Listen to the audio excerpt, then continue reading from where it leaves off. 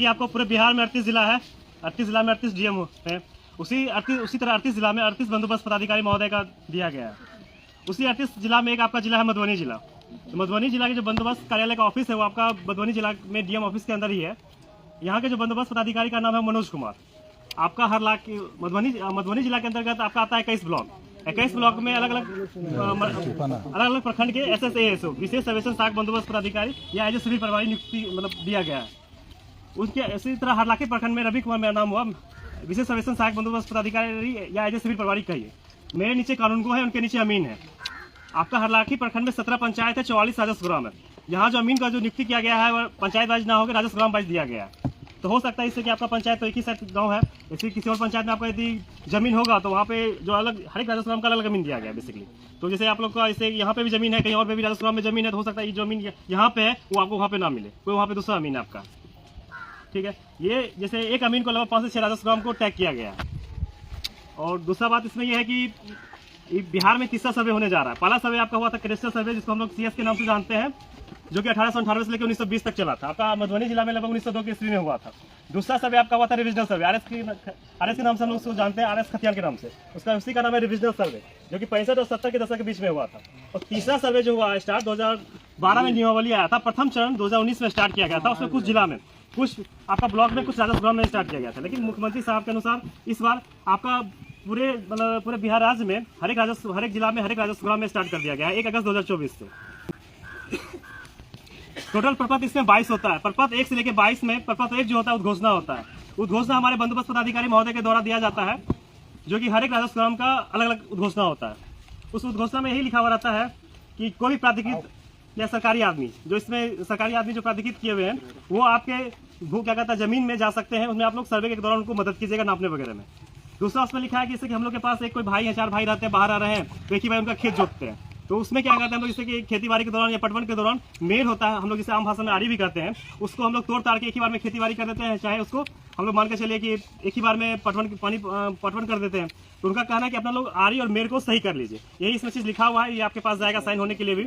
इसको हम पैसे पढ़ के सुना भी देते हैं लिखा हुआ क्या है, ताकि जिला मधुबनी के सभी भूधारियों, लोक एवं सरकारी जमीन के विरक्षक सहित भूमि में हित रखने वाले सभी व्यक्तियों को द्वारा सूचित किया जाता है कि अधो हस्ताक्षर द्वारा प्रतिनियुक्त अथवा प्राधिकृत कोई व्यक्ति ग्राम की सीमा एवं उसके भूखंडों के सीमांकन या पहचान के लिए भूखंड में प्रवेश कर सकते हैं। आपको निर्देशित किया जाता है कि सर्वेक्षण के उद्देश्य से भूखंडों की पैमाइश, जांच पड़ताल करने तथा वृक्षों, जंगलों, खरीफ फसलों या ऐसे बाधाओं जैसा भी आवश्यक हो को हटाने अथवा काटने में उन्हें सहयोग करे एवं उन्हें उनके कर्तव्यों के निर्वहन में किसी प्रकार का बाधा अड़चन उत्पन्न न करे। आपको यह भी निर्देशित किया जाता है कि अपने भूखंडों की सीमाओं को भूखंडों के सभी मोड़ पर मिट्टी का स्तंभ देकर उसे सीमांकित कर ले। यह उद्घोषणा है, यह हमारे बंदोबस्त पदाधिकारी महोदय के द्वारा दिया गया है, जो कि हर एक जिला में जो भी बंदोबस्त पदाधिकारी महोदय वो हर एक राजस्व ग्राम का अलग अलग दिया जाता है। इसके बाद आता है प्रपत्र 2, जो कि स्वघोषणा होता है। प्रपत्र 2 जो है वो आपको मुखिया साहब या सरपंच साहब, जो पंचायत सेवक, वार्ड मेंबर या जो आपके अगल बगल जो क्या कहते हैं दुकान है, वहाँ पे हम लोग प्रोवाइड करवा देंगे। प्रपत्र 2 जो होता है वो स्वघोषणा होता है। मतलब उसमें यह है कि जितना भी रैयत है आपके पास, यदि 1 डिसमिल जमीन है कि 1 बीघा का जमीन है या 50 बीघा जमीन है या 100 बीघा जमीन है, जितना भी रैयत है सभी को भर के देना है आपको। प्रपत्र 2 में आपका है कि आपका ऊपर में लिखा हुआ है राजस्व ग्राम, थाना नंबर, हल्का नंबर, उसका क्या कहता है पुलिस थाना है, उसके बाद प्रखंड लिखा हुआ है आपका, फिर जिला लिखा हुआ है। उसके नीचे आपका है टोटल 11 कॉलम है। 11 कॉलम आपका है, जिसमें कि आपका पहला नाम है रैयत का नाम, सहिस्सेदार का नाम एवं पिता का नाम। जैसे कि कुछ जमीन होगा खतियानी जमीन है, खतियानी जमीन में दिशा निर्देश यह दिया गया है कि जो आपके लास्ट मतलब पीढ़ी है, जो उन्हीं के नाम पे हम लोग ज्वाइंट खाता खोलेंगे। यदि आप बंटवारा नहीं किए हैं तो बंटवारा आपका मौखिक नहीं चलेगा। बंटवारा यदि कागजी तौर पे आप लोग किए हैं तो उसमें आप सबका नाम लिखिएगा जो भी है। यदि आप बंटवारा नहीं किए तो सब चारों नाम पे ज्वाइंट खाता खोलेगा, उसमें भी लास्ट पीढ़ी। यदि अपने बेटे के नाम पे चाहिएगा तो लास्ट उसका नाम उनके नाम पे खाता खतियानी जमीन का नहीं खुलेगा। दूसरा बात है इसमें फिर या खुद का क्रैक किया हुआ जमीन है तो उसमें भी आप लिख सकते हैं। जो यदि बंदोबस्त किया हुआ जमीन है तो प्रपत्र 2 जो है कि सभी रैयत जितना भी है सभी को भर के देना है। उसके कॉलम नंबर 1 है, उसी के एवं पिता का नाम उसमें लिखा हुआ है। उसी पे कॉलम नंबर 2 में लिखा है स्थायी पता। स्थायी पता जैसे आपका आधार कार्ड हो गया, आपका हो गया, फिर वोटर ID हो गया, फिर ड्राइविंग लाइसेंस हो गया, उसमें स्थायी पता सबको होगा। वही स्थायी पता आपको इसमें लिखना है। फिर है इसे क्या कहता है कॉलम नंबर 3 और 4 में खाता नंबर, खेसरा नंबर। खाता किन्हीं के पास हो सकता है नया वाला हो क्रेस्टर सर्वे का, किसी के पास पुराने वाले, किसी के पास पुराना वाला क्रेस्टर सर्वे, किसी के पास नया वाला रिविजन सर्वे का। तो इसके लिए हम लोग क्या किया कि 9 दे के नया दे दीजिएगा, पहरसू का दे के पुराना दे दीजिएगा। यदि दोनों के पास दोनों है तो दोनों दे दीजिएगा। उससे हम लोग को मिलाने में सहूलियत होगा। जो बंदोबस्त कार्यालय के द्वारा जो कागज पत्र दिया जाएगा उसको सत्यापन करने में हम लोग को सही रहेगा। उसके बाद आपका है कॉलम नंबर 5 में रखवा है 1 करोड़ डिसमिल में। जैसे कि हम लोग जमीन है, हम लोग जैसे कि लगा होता है एक लगा हम लोग ऐसे एक लगा 5 हाथ का होता है, कहीं सारे 6 हाथ का होता है। हम लोग का एकड़ डिस्ट्रिक्ट में देना है। यहाँ पे हम लोग जानते हैं कि एक लगा इंटू एक लगा होता है आपका 1 धूर होता है। 1 कट्ठा में आपका 20 धूर हो गया, 1 बीघा में आपका 20 कट्ठा हो गया, और 1 एकड़ में आपके यहाँ 22 कट्ठा है। ठीक है, तो इसको एक डिस्ट्रिक्ट में 435.6 स्क्वायर फीट होता है। यदि आप इसको कन्वर्ट कर पा रहे हैं तो बहुत अच्छी बात है, नहीं कन्वर्ट कर पा रहे तो हमारा जो आपका मीन है जो इसको टैग किया गया है वो आपको इसी तरह ग्राम सभा लगेगा, उस समय हम बोल देंगे कि वार्ड वाइज कर देगा आपको, जो आपको सहूलियत होगा कि कैसे क्या रकबा है उसको एकड़ डिस्ट्रिक्ट में कैसे कन्वर्ट किया जाए। ठीक है, उसके बाद आपका है चौहद्दी, जैसे कि आपका बिहार का चौहद्दी, भारत का चौहद्दी, उसी तरह आपकी जमीन का भी चौहद्दी होगा कुछ न कुछ उस जमीन में करना। फिर आपका आता है कॉलम नंबर 7, जिसमें लिखा हुआ है किस्म जमीन, किस प्रकार का आपका जमीन है। आपका ऐसे कहीं खेती बाड़ी का जमीन है कि आप बांस वाला जमीन है कि किस प्रकार का जमीन, भराट का जमीन है, किस प्रकार का जमीन है, कॉलम नंबर 7 में आप लोग को मेंशन करना है। ठीक है, आपका कॉलम नंबर 8 शेष छोड़कर लगान, जैसे लगान 10 रुपये, जैसे कि आप जहाँ पे रह रहे हैं उसका लगान शुल्क अलग होता है। यदि आप क्या कहते हैं कोई बिजनेस पर्पज से उसका लगान शुल्क अलग है, यदि खेती बाड़ी कर रहे हैं उसका लगान शुल्क अलग है। यदि आप लोग यदि पढ़ पा रहे हैं तो बहुत अच्छी बात है, यदि नहीं पढ़ पा रहे हैं तो मेरा जो जमीन है उसमें से देख के आपको लिख लेगा। फिर कॉलम नंबर 9 में है जमाबंदी संख्या, जैसे हम लोग पैसा जमा करते हैं ऊपर में एक संख्या लिखा रहता है, उसको देख के आप लोग यदि भर पा रहे तो बहुत अच्छी बात है, यदि नहीं देख के भर पा रहे तो आपका जमीन है जो वो लिख लेगा। फिर कॉलम नंबर 10 में है भूमि पर दावा का आधार। आप जो भूमि है, आपके पास जो भूमि है किस प्रकार का आप दावा कर, किस प्रकार से आप करें कि मेरा ये, या तो आपके पास खजाना होगा, कागज के द्वारा आया हुआ जमीन होगा, उसमें आप लिख दीजिए। यदि खुद का जमीन खरीदा होगा तो लिख दीजिए क्या करें। यदि कुछ जमीन होता है जिसे को बंदोबस्त कार्यालय के द्वारा दिया जाता है, जो कि 3 से 5 डिसमिल होता है, जो बंदोबस्त उसमें बंदोबस्त लिख दीजिएगा। कुछ जमीन आपको दान में मिला होगा उसमें दान लिख दीजिएगा। कुछ जमीन होगा जिससे कोर्ट के माध्यम से मिलता है तो उसका कोर्ट के मतलब जो कैसे मिला है, जैसे कि उसमें यही लिखना है कॉलम नंबर 10 भूमि का आधार किस प्रकार का। फिर कॉलम नंबर 11 अभियुक्ति कॉलम। अभियुक्ति कॉलम वो कॉलम होता है जैसे कि 4-5 भाई हैं, उससे आपस में झंझट हो गया, तो यदि हम आपस में झंझट हम लोग कहीं ना कहीं उस पर केस करते हैं। यदि वो केस आपका मान के चलिए कोई आपका डिस्ट्रिक्ट कोर्ट में होगा, हाई कोर्ट होगा, सुप्रीम कोर्ट, कहीं कहीं यदि ऐसा भगवान ना कैसा, यदि ऐसा हो तो आप लोग को अभियुक्ति कॉलम नंबर 11 में दर्शाना पड़ेगा। ये आपका 2 टोटल होगा, जो कि सभी रही है आपके पास खतियानी आया है, खुद का कर किया हुआ है, यदि बंदोबस्त किया हुआ है, सभी कोई चीज भर के आप लोग को सभी को ये देना चाहिए। उसके बाद ये पर्पज 2 में यदि किसी, इसके बाद नीचे आपका लिखा है स्थान, उसका दिनांक लिखा हुआ होगा, स्थान है, तिथि है, रैयत का हस्ताक्षर, अंगूठे का निशान एवं मोबाइल नंबर, आधार संख्या लिखा हुआ है। इसके साथ आपको ओरिजिनल कॉपी नहीं देना, फोटो कॉपी अभी फिलहाल लगा के इसके साथ देना है। ठीक है, इसमें यदि पहले बोली दूसरा उसमें चीज ये जोड़ा गया है कि अपनी बेटी और बहन का भी नाम इस बार जोड़ना है।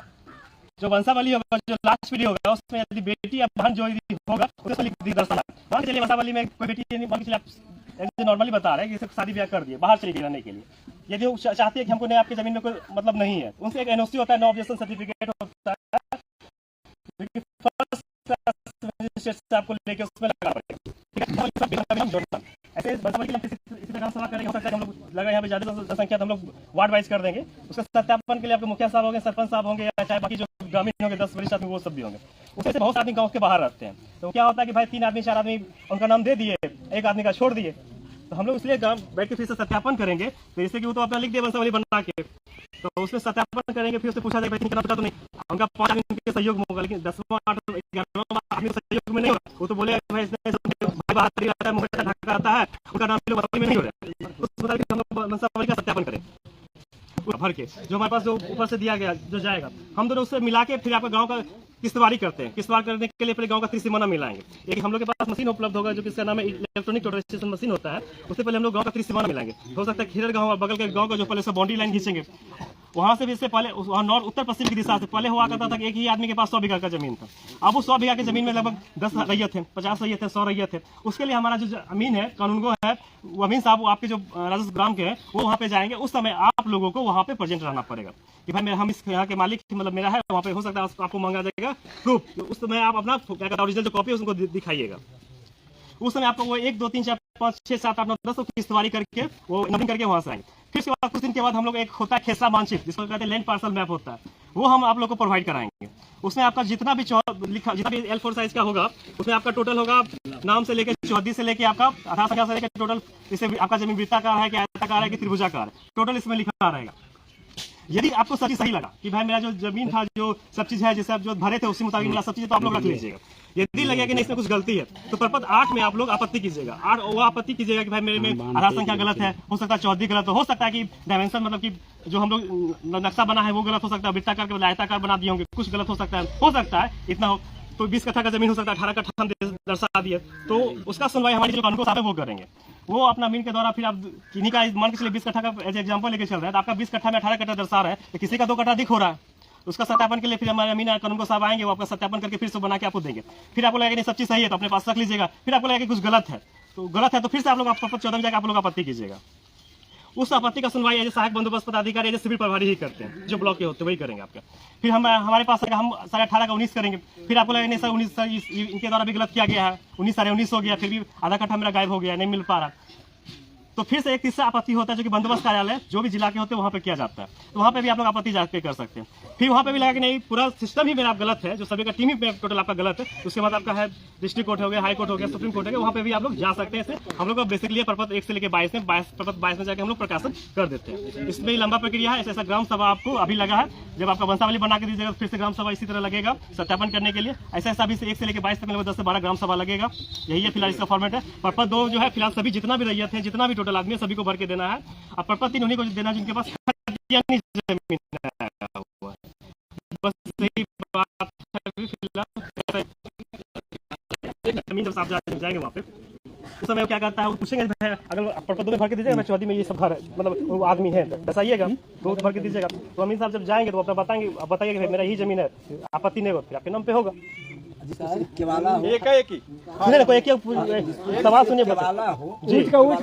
खराब कोशिश कीजिए कि जमाबंदी करवा लेने के लिए, कोशिश कीजिए कि जमाबंदी एक्चुअली बहुत सारा राजस्व ग्राम में लास्ट राजस्व ग्राम है आपका, कोशिश कीजिए कि जमाबंदी करवा लेने के लिए। हो सकता है कि आपको भी होगा, कोई और को भी बेचा गया हो, ऐसा पॉसिबल है।